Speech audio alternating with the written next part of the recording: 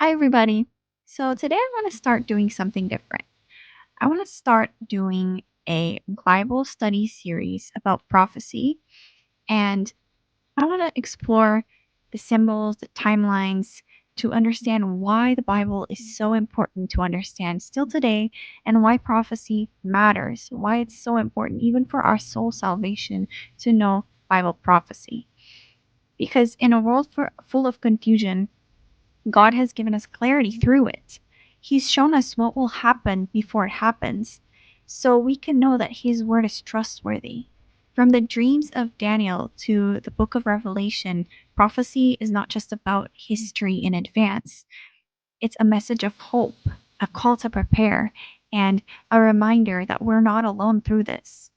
So before we dive into the study of Daniel 2, the Feast of Revelation, and the final events of Earth's history, let's begin with the foundation.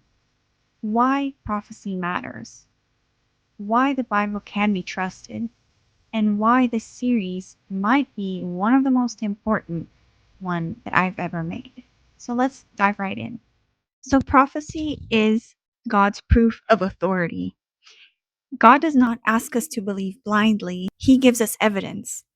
In Isaiah 46, verses 9 and 10, he says, I am God, and there is none else. I am God, and there is none like me, declaring the end from the beginning, and from ancient times the things that are not yet done. So prophecy shows how God is in control, not of just the past, but of the future as well. It's his divine fingerprint on history. So, Daniel 2 is the perfect example for this situation. God declared to Nebuchadnezzar, ancient king of Babylon, in the form of a dream, the things which were coming to pass in the future. And so, King Nebuchadnezzar had a dream of a statue made of gold, silver, bronze, and iron, and also clay. Daniel, by God's wisdom, explained that each metal represented a world empire. In Daniel 2, verse 38, it says, Thou art this head of gold, which meant Babylon. And then in Daniel, verse 39, the first part of the verse said, After thee shall arise another kingdom, which is Medo Persia. In the second half of verse 39, it says, And another third kingdom of brass, which shall bear rule over all of the earth, which was Greece. And then in verse 40, it says, And the fourth kingdom shall be as strong as iron. And this was, of course, the king of Rome. Of course, this was the empire of Rome, which ruled after Greece.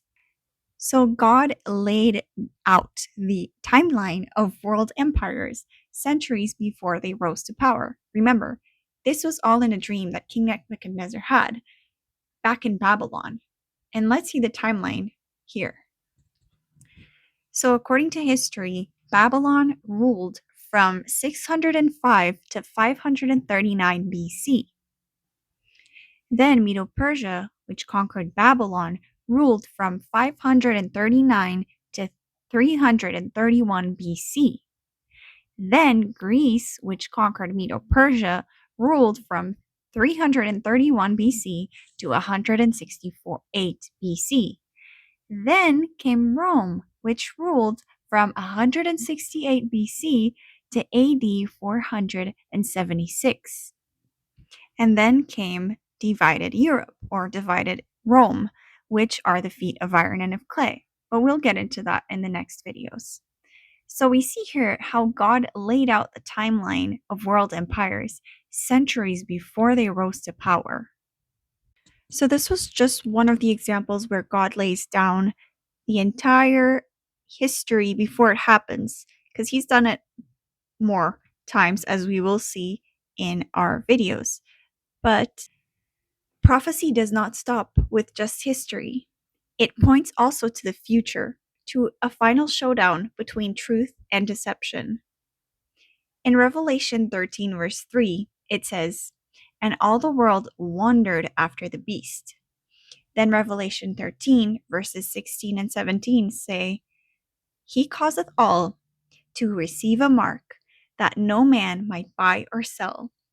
And then Revelation 14, verse 12 says, "Here is the patience of the saints that keep the commandments of God and the faith of Jesus." So God warns us also in prophecy of a system that will enforce false worship and a mark that will test our loyalty, but he also shows us how to stand firm. We see here that prophecy is not to make us fearful, but to protect us. Jesus said in John 13, verse 19, "Now I tell you before it come, that when it is come to pass, ye may believe."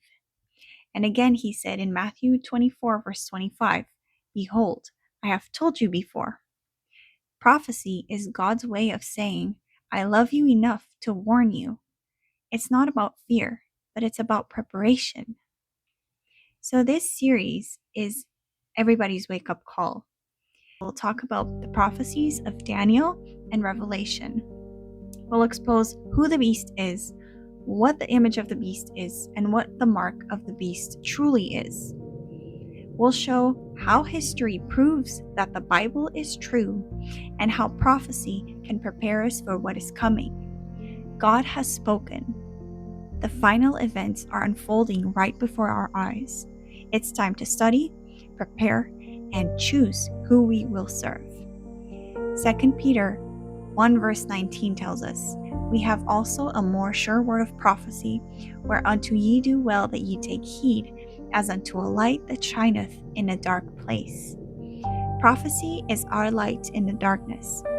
Let's follow it before the night falls.